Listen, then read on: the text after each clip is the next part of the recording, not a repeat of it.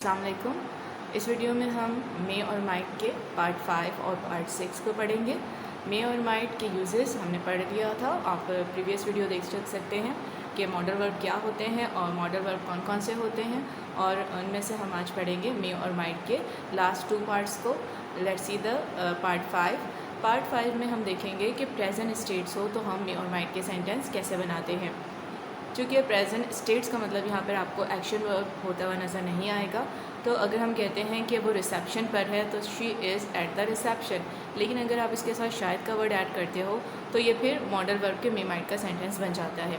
तो इसके लिए हम क्या करेंगे प्रेजेंट स्टेट्स के लिए, see first the formula, subject plus may और माइट, मे या माइट में से कुछ आप एक लगाएंगे। 50% चांसेस हो तो आप मे लगाएं, 30% चांसेस हो तो आप माइट को यूज़ करेंगे। इसके बाद आप देख सकते हैं बी और हैव।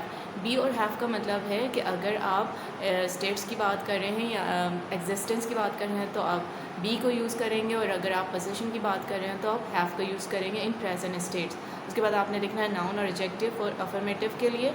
नेगेटिव के लिए आप यूज़ करेंगे सब्जेक्ट के बाद मे और माइट, फिर नॉट यूज़ करना है। उसके बाद बी या हैव जो भी आपके सेंटेंस में होगा, जो आपने लगाना है, बी लगाना है या हैव, वो आप सेंटेंस के अकॉर्डिंग यूज़ करेंगे। फिर noun adjective for the negative. और इंट्रोगेटिव में आपको पता है जब भी हम मे और माइट के इंट्रोगेटिव सेंटेंस को बनाते हैं तो मे से डायरेक्टली स्टार्ट नहीं करते। इसके लिए हम यूज़ करेंगे is am are subject likely to, उसके बाद बी और हैव, नाउन और adjective and then question mark. यानी इज़ एम आर का मतलब कि सब्जेक्ट देखकर आपने इज़ और एम आर को यूज़ करना है। उसके बाद लाइकली टू यूज़ करेंगे, बी और हैव में से कोई एक यूज़ करेंगे, और नाउन और एडजेक्टिव जो भी आपका आता है। एग्जाम्पल से समझते हैं। फर्स्ट एग्जाम्पल, शायद वो रिसेप्शन पर है, तो शायद की वजह से हम यहाँ पर मे और माइट को यूज़ करेंगे। वो रिसेप्शन पर है तो she may be at the reception. अगर आप शायद को हटा दें तो ये वो रिसेप्शन पर है, she is eight the reception. तो इज़ एम आर वाले यूज़ करते हैं। इज़ एम आर वाले सेंटेंस में हम बी, अगर हैज़ हैव का सेंटेंस होता है तो मे माइट के बाद आप यूज़ करोगे हैव को। सेकेंड सेंटेंस है, शायद वो अली का भाई है, he might be allies brother. Third sentence, शायद उसके पास पिस्टल है, तो उसके पास पोजेशन को शो कर रहा है तो हम हैज़ हैव को यूज़ करेंगे, ही मे हैव पिस्टल। और नेगेटिव के लिए आपने यूज़ करना है he may not have pistol. और इंट्रोगेटिव के लिए आप यूज़ करोगे is he likely to have pistol. और इसी तरह अगर शायद वो क्या, वो शायद मतलब कि क्या के सेंटेंस के साथ अगर आप बनाना चाहें तो आप उसे is she likely to be at the reception पे बनाएंगे। फोर्थ सेंटेंस है, क्या ये मुमकिन है कि उसे बुखार है। अगर मैं सिंपली कहूँ कि उसे बुखार है तो शी या ही हैज़ फीवर। तो हैज़ हैव के सेंटेंस मे के बाद आपने लगाना होता है हैव, लेकिन ये सेंटेंस इंटरोगेटिव का है तो आप डायरेक्टली मे से स्टार्ट नहीं कर सकते। इसके लिए आपको देखना होगा सब्जेक्ट क्या है। अगर शी और ही है तो आपने इज़ लगाया, इज़ ही लाइकली टू। अब इसके बाद आपने देखना है बी लगना है या हैव, चूँकि ये फ़ीवर है, डिसीज़ की बात हो रही है तो हम यहाँ पर लगाएंगे हैव को, और उसके बाद fever, is he likely to have fever.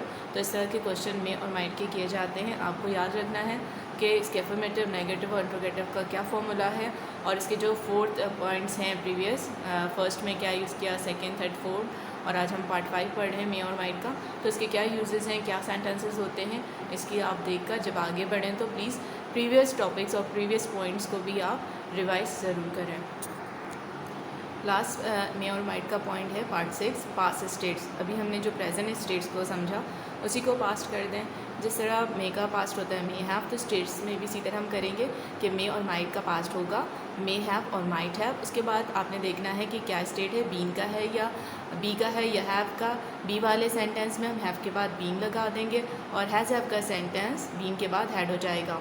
जैसे सपोज़ फॉर्मूला देखते हैं, सब्जेक्ट प्लस मे और माइट हैव, मे और माइट हैव, यहाँ तक तो आपने देखा ये पास्ट टेंस है, पास्ट स्टेट है। उसके बाद आपने यूज़ करना है बीन और हैड।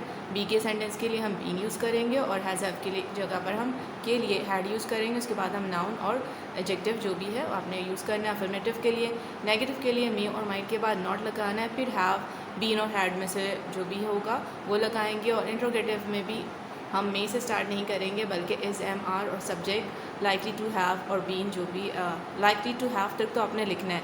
इसके बाद बीन और हैड में से क्या आएगा वो आपको देखकर लिखना होगा। एग्जाम्पल से समझते हैं। फर्स्ट एग्जाम्पल हमारे पास है, शायद वो रिसेप्शन पर थी, तो वो रिसेप्शन पर थी, she was eight the reception. तो इस एम आर वाले या वॉज वर्ड जो होते हैं बी के सेंटेंस यहाँ पर हो जाएंगे, बी वॉज बीन, बी का जो थर्ड फॉर्म होता है वो बीन होता है, और ये थी शो कर रहा है पास्ट, तो ये मे का पास्ट होगा may have, she may have, ये तो पास्ट हो गया। इसके बाद आपने बीन लगाना है या हैड, तो ये आपने देखा कि यहाँ पर एग्जिस्टेंस की बात हो रही है, तो हम हैव के बाद थर्ड फॉर्म यूज़ करेंगे, बी का बीन और एट द रिसेप्शन। शायद उसे बुखार था तो हैज़ हैव का हैड हो जाएगा, लेकिन हम मे हैव तक तो इसे बनाएंगे। ही माइट हैव, मे या माइट जो भी आप लगाना है आप देख लीजिएगा, ही माइट हैव। इसके बाद आपने लगाना है हैड फीवर, शायद वो कल बीमार था, शायद वो कल बीमार था के लिए हम यूज़ करेंगे ही माइट हैव। उसके बाद हमने लगाना है बीन इल येस्टरडे।